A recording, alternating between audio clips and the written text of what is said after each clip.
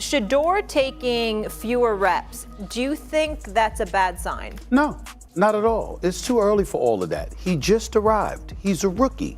And by the way, while you're looking at him, you also want to see what Dillon Gabriel will bring to the table, along with others. Kenny Pickett is on this squad. He's relatively young, even though I don't think that he's the face of the franchise for the future, okay? Of course, Joe Flacco is an experienced veteran. You got him there as a security blanket. You should have had him there last year, okay? But when I look at Shedeur Sanders, I mean, when you consider what he did, his career completion percentage is the best.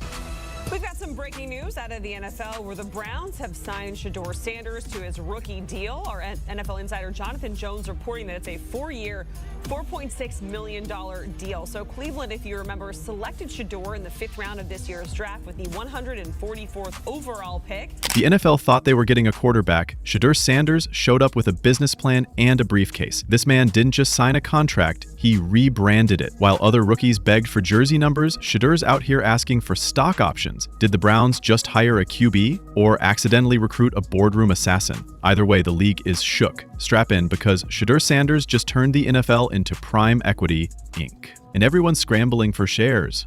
Can you build your perfect quarterback? Football IQ. Shedeur Sanders. Arm strength. That honestly doesn't matter. It just depends on like the precision and the accuracy. We say Shedeur for that one too? I mean, I'm not out here throwing the ball 90 yards, but I could get it to where I need to. Toughness. Shedeur. Competitiveness. For sure, Shedeur. Subscribe if you think Shedeur deserves the equity contract move. The NFL thought it was getting a quarterback. What it got instead was a full-blown business takeover in cleats. Shedeur Sanders didn't just sign a rookie deal, he submitted a corporate strategy, a media kit, and a demand for equity, all before taking a single snap. Somewhere in the league offices, a legal intern is still Googling, can players do that? You know, coaches don't be like, they don't like noise. I think alone from the specter of what Shedeur Sanders is, I think most people are going to want to see him as a starter. And that's kind of deep to deal with, especially when you got to deal with people that's sitting behind somebody. So I think that was something in the rundown or whatever, but we'll get to it. Yeah, that's going to be up next. But before we get into it, I do have some business I got to take care of, guys. So we're not having a full show tomorrow. And Earl's going to do two 216s. He's going to be live today at 5 o'clock. If you didn't see what Shedeur was doing for the community over in Garden Valley, if you missed it on Twitter, Earl and Cecil are going to be talking about that. We've got some breaking news out of the NFL where the Browns have signed Shedeur Sanders to his rookie deal. Our NFL insider Jonathan Jones reporting that it's a 4-year, $4.6 million deal. So Cleveland, if you remember, selected Shedeur in the 5th round of this year's draft with the 144th overall pick. And more money in his pocket. That's why I said the Prime Equity is a concept that blends power, brand power, media leverage, and ownership mindset inspired by the legacy of Deion Coach Prime Sanders and carried forward by Shedeur Sanders. It's not a real contract clause yet, but it's a new age negotiating. It started quietly, like all power moves do. Shedeur, fresh off a Colorado run that felt more like a Hulu docuseries than a college football season, sauntered into NFL territory with the swagger of someone who already owns the sequel. And why not? In college, the man didn't just play ball, he monetized it. NIL deals? Please. Shedeur was stacking NIL money like he was preparing for a hostile takeover. His bank account had commas that made veteran cornerbacks squint. I think, you know, when you talk about what is Shedeur Sanders' upside going to be this year and what he's planning to do or what he might look like, I think it has a lot to do with the order in which these guys are going to be playing. Whether it's Kenny, one of the veterans we assume will start the season off, whether that's Pickett or Flacco. We asked the guys, they believe that Dillon Gabriel would get the first opportunity unless something changes in the preseason, during some of the preseason games.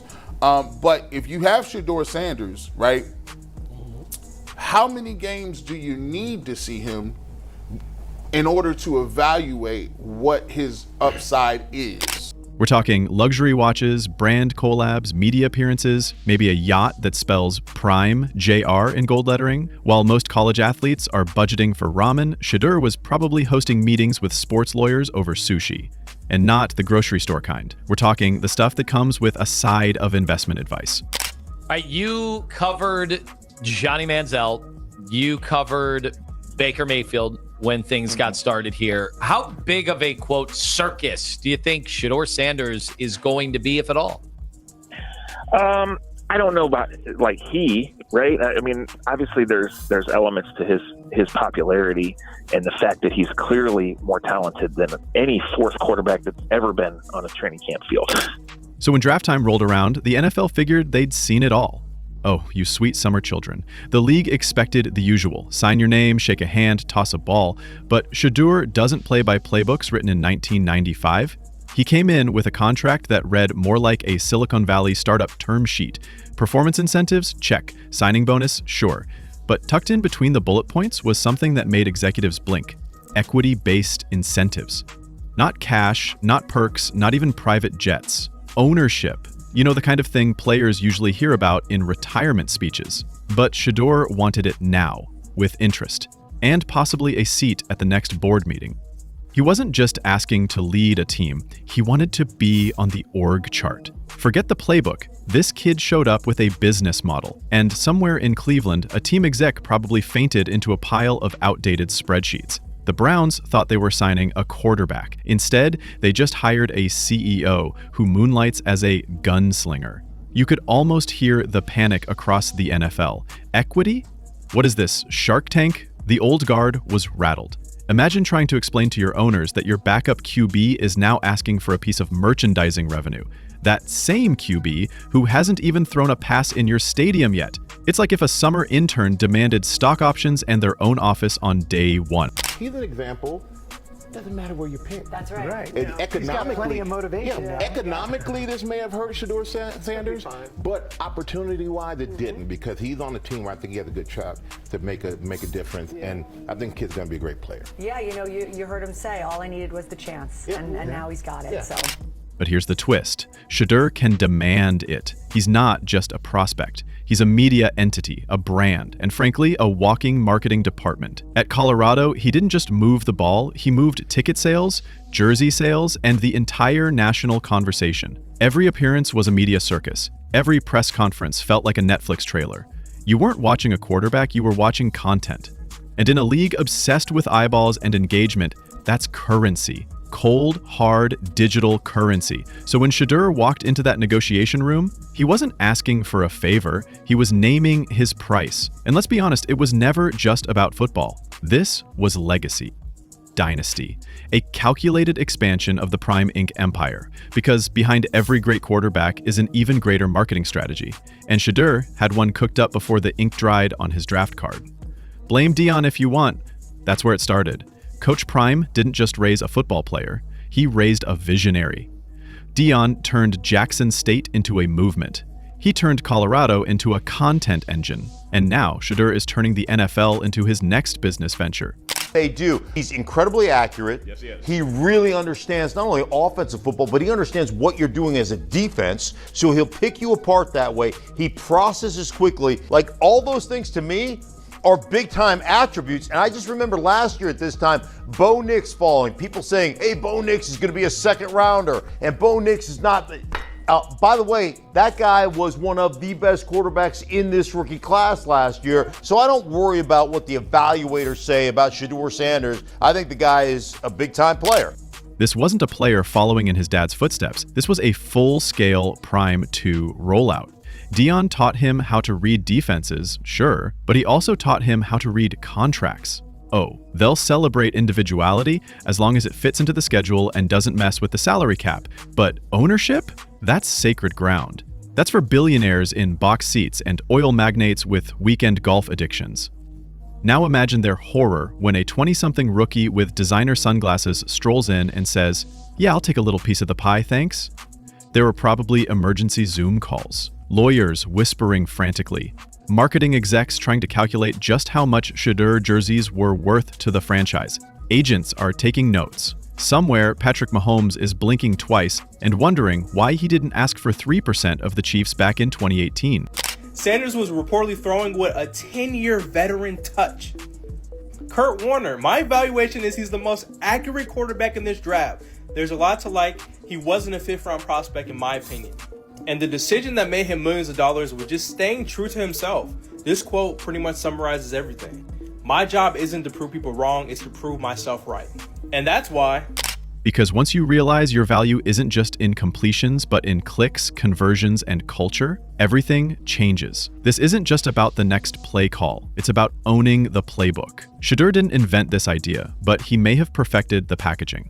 The NFL is an entertainment empire, and Shedeur Sanders is coming in not as a performer, but as a partner. Or at least, that's the energy he's channeling, and let's be real, the Browns need it, desperately. This is a team with more quarterbacks in the last decade than some franchises have had hot meals. He doesn't want to fit into the NFL, he wants to remodel it. Somewhere inside an oak-paneled NFL front office, a 63-year-old general manager just blinked twice, reread Shedeur Sanders' proposed contract, and whispered, "Wait, he wants what?" Then he spilled his coffee, clutched his Rolodex like it was a life raft, and shouted down the hallway, "Get me legal and someone under 30. But owning the attention, audience, and upside.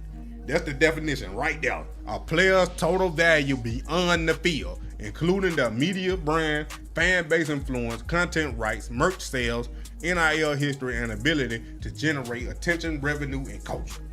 How Prime Equity shows on Shedeur's career.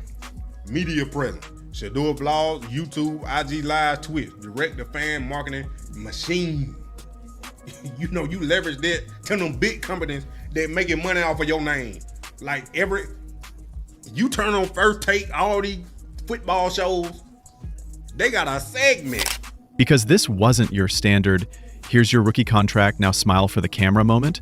This was a full-blown boardroom ambush. The NFL isn't used to rookies walking in with terms. They're used to rookies walking in with gratitude. But Shedeur didn't bring humble pie. He brought spreadsheets.